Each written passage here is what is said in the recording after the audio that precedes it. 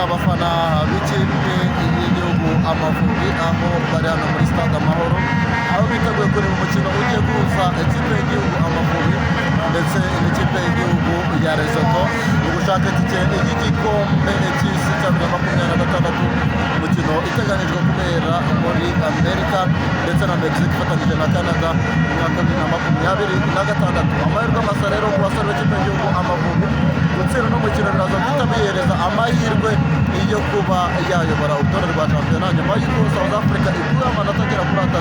kubera gukina umukinnyi ufite amakarita agera kuri 2 y'umuhondo ikaba yakuye amanota asigarana amanota agera kuri 7. Rero Lesotho byasaba tubizamu kugira amanota 8 kuri ubu ngubu irayoboye